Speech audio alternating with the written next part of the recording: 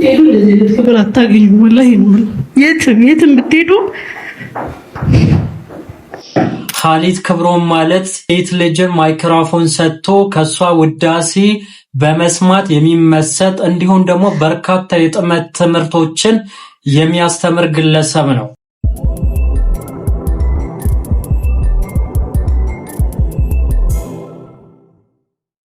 ቢስሚላህ አልሐምዱሊላህ አሰላቱ ወሰላሙ አላ ረሱሊላህ ወአላ አሊሂ ወሰህቢሂ ወመንዋላ።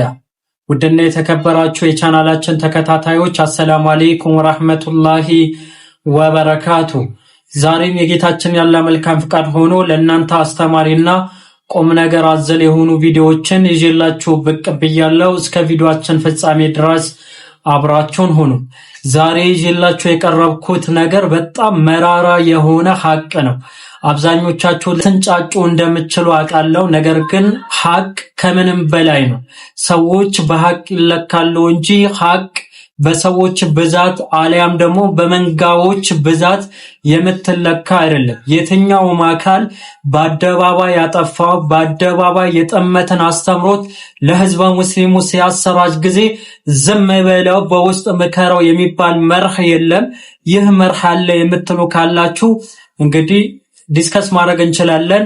በአደባባይ ያጠፋ በአደባባይ ምላሽ አይሰጠውም የሚል ክሌም የምታስቀምጡ ሰዎች ማለት ነው።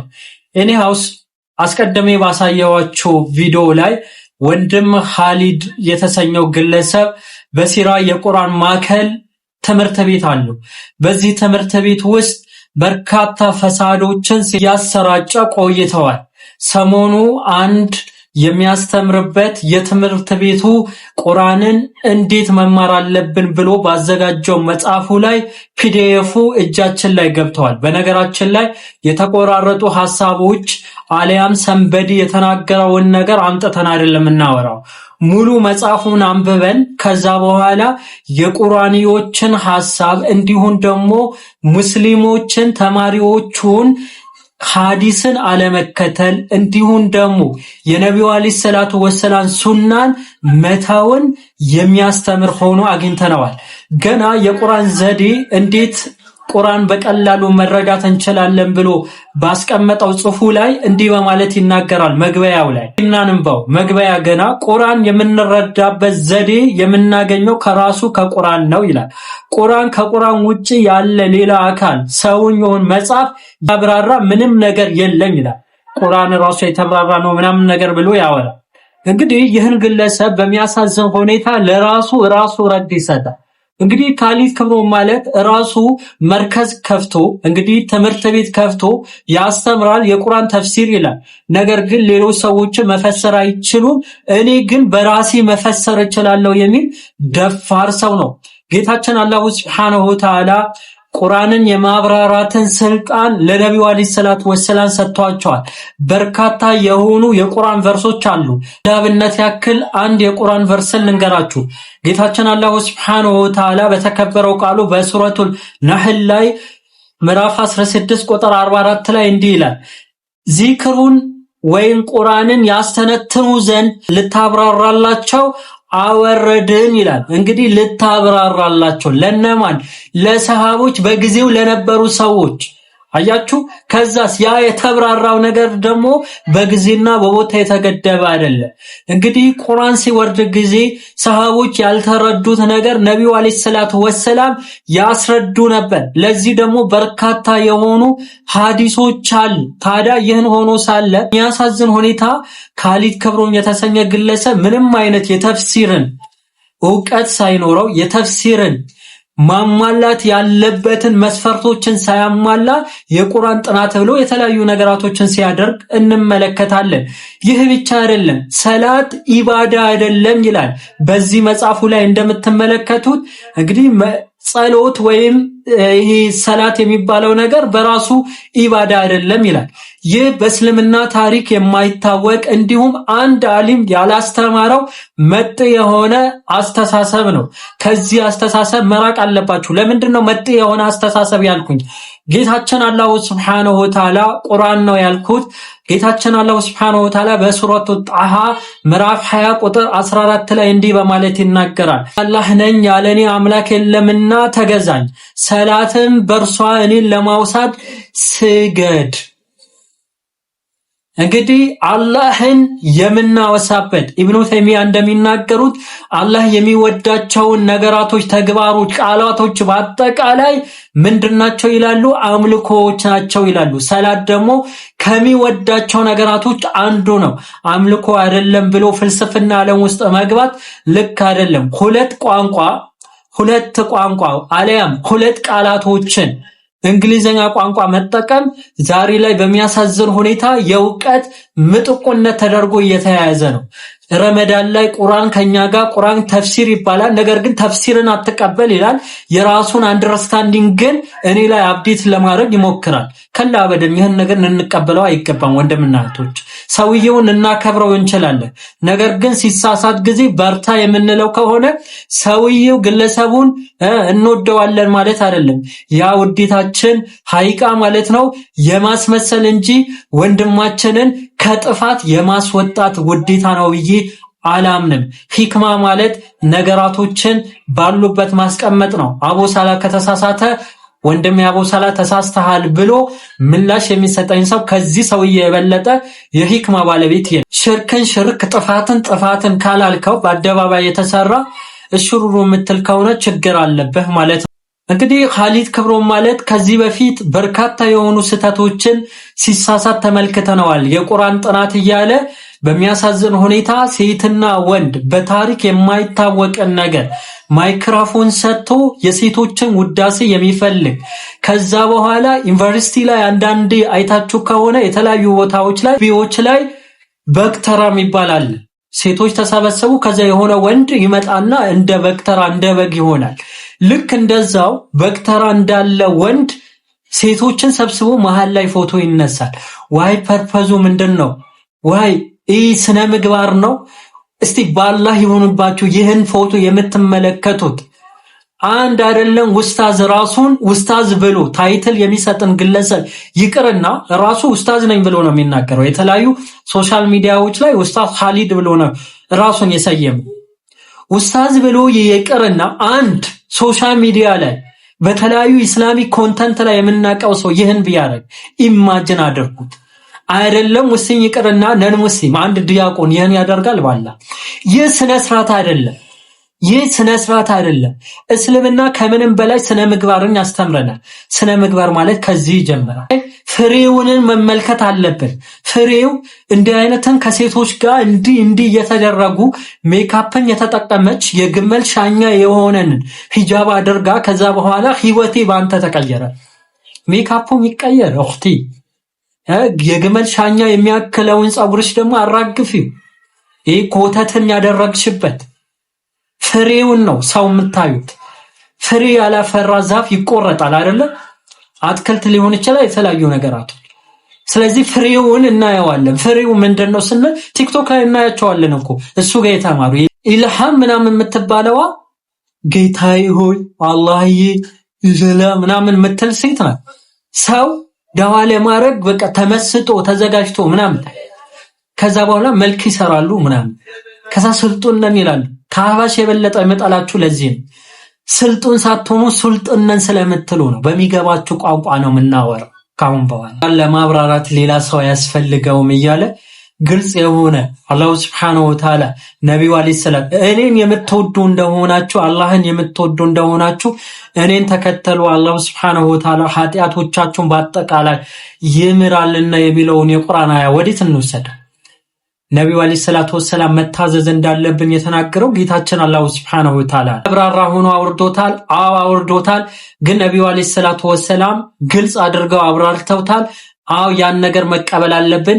ቁርአንና ሐዲስ የምንረዳው በሰለፎች አረዳድ እንጂ በካሊድ አረዳድ አይደለም። ካሊድ የራሱን መርከዝ ከፍቶ ተፍሲር እያለ እያስተማረ ከራሱ ጋር ክላሽ የሚያደርግን ነገር ይናገራል። ቁርአን ማብራሪያ ያስፈልገውም ይላል፣ ግን እሱ ማብራሪያ ይሰጣል። በጣም የሚያሳዝነው ያ ነው። እንዴት ማስተዋል እንዳቃተው ቁርአንዮችን የሚባሉ ፊረቆችን አንጃዎችን አስተሳሰብ ከዚህ በፊት የምታስታውሱ ከሆነ ተውራት ለሙሳ አልተሰጠውም ብሎ በድፍረት ሲናገር ነበር። ተውራ የሚባል መጽሐፍ ታውቃላችሁ? ተውራት ታውቃላችሁ? ተውራ እስቲ ለማን ነው የወረደው ነገር? ተውራትን ለሙሳ ሰጠ ነው የሚል የቁርአን ጥቅስ አውጥቶ የሚያሳይ ሰው ነው?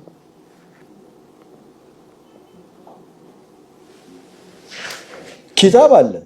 ኪታብና ተውራ አንድ አይደሉም። ወአተይና ሙሳ الكتاب አረ ወቀፈይና من بعده بالرسل አተይና ለሙሳ ኪታብ ተሰጥቶታል። ያ የተሰጠው ኪታብና ተውራት ይለያያሉ። አሁን ይሄን ያነሳውበት ምክንያት ምንድነው መሰላችሁ? እንትን ነው ቀያይረን የተጠቀምናቸው ያስተማሩ ነገሮች አሉ ተቀያይረው። ቁርአን ግን በሚገባ መንገድ ለይቶ ነጥሎ ቁርአን በጣም ጥንቁቅ መጽሐፍ ነው። በነገራችን ላይ ጥንቁቅ ነው በጣም። ለሙሳ የተሰጠው ኪታብ ተውራት ነው አይልም፣ ተውራት ኪታብ ነው አይልም፣ በፍጹም አይልም። ለሙሳ የተሰጠው ኪታብ ይባላል። ምን ይባል? ኪታብ አለ። አንድ ያዙልኝ። ከዛ ተውራት ወርዷል። ተውራትና ኪታብ የተለያዩ ነው። ኢና አንዘልና ተውራት ሌላ ነው። በጊዜው ምላሽ ሰጥተናል። አጥጋቢ የሆነ ምላሽ ማለት ነው። ዛሬ ሰዎችን ቁርአን በግልጽ የተናገረውን ነገር ነብዩ አለይሂ ሰላቱ ወሰላም ተውራት ለሙሳ እንደተሰጠው የተናገሩበትን በነገራችን ላይ ይህን ነገር በተመለከተ እኔ ምላሽ ሰጠችው። ከዛ ምላሽ እየሰጠ ነበረ ትምህርት ቤቱ ላይ ተተቻለህ። ማንም በቃ ከሰው ምላስ አታርፍም። ከተማሪዎቹ አንዱ የደረሰኝን ነው የምነግራችሁ። ከተማሪዎች አንዱ እንዲህ ሐዲስ ላይ እኮ እንዲያለ ሲባል ጊዜ ቁርአን ላይ የለም አላልክም ብለሃል። ይህ የቁርአኒዎች አስተሳሰብ አይደለም። ይህ ብቻ አይደለም። ያዕቆብ እስራኤል አይደለም። እስራኤል ማን ነው? ማንም ይነግረኝ። ያዕቆብ ራሱ ያዕቆብ ማን ነው? እስራኤል ነው። ያዕቆብ ዲሰንደንቶች በኒ እስራኤል ይባላሉ። እስራኤል ማን ነው?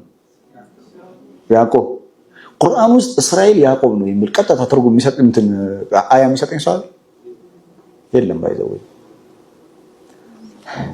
ይኸውላችሁ ሁሉ ነገር እኔ አሁን አላወራም። እሺ ወላሁ አዕለም። እስራኤል የሚባለው ሰው ያዕቆብ አይደለም። ለምን? ቁርአን እስራኤል የሚባል ሰው እንደነበረ ይናገራል። እስራኤል ግን ያዕቆብ ነው አይልም። ወይ በኢብራሂም ዘመን እኩል ወይም ከኢብራሂም ቀድሞ የነበረ ሰው ነው እስራኤል። ይህ ብቻ አይደለም። ሱረቱል ዩሱፍ ስታብራራ ጊዜ የዩሱፍን ልብስ በተመለከተ ያዕቆብ አይኑን ሸደዳነ የሚናገረውን የቁርአን ቨርስ በተመለከተ በሺዎች ተበሩክ ስለ ሽርክ ያለን መረዳት እና ሽርክ ያስተማርኳቸው አይደል ማድረግ ይቻላል። በእነሱን ልብስ በረካ መፈለግ ይቻላል አላልክም? ቪዲዮዎችን መለስ ብላችሁ በሐሊድ ላይ የሰራኋቸውን ቪዲዮዎችን መመልከት ትችላላችሁ። በኢማን የተሰጣቸው በኢማን ብዙ ነገር ማድረግ የሚችሉ ሰዎች አሉ። ልብሳቸው በረካ የሆኑ ሰዎች አሉ። እነሱ ውሃ ጠጥተው የተውት ውሃ ለሌላው መድኃኒት የሚሆኑ ሰዎች አሉ። ያ የሰው ልጅ እኮ በጣም የራቀ ፍጡር ነው። ወደፊት ስለ ሩህ ስንነጋገር ሱረቱ ሸምስ ስንማር ስለ ሩህ ስናወራ ጭፍን ተከታይነት ምንም አያዋጥ።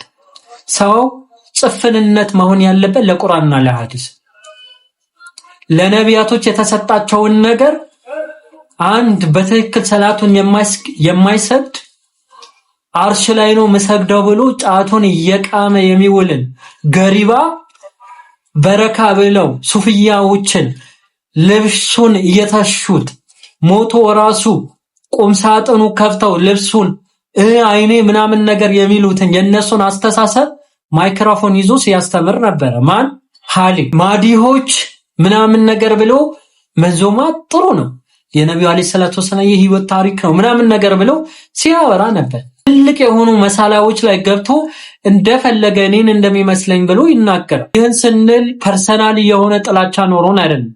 እኔ አስታውሳለሁ ሐሊድ ክብሮን ከዱባይ እንደመጣ ገና የ16 ዓመት ልጅ ምናምን ነበርኩኝ እዛኔ አይ ቲንክ 16 ምናምን 16 15 ላስታውስ ቪዲዮዬ እንደሚደርስ ስለማቅ ነው።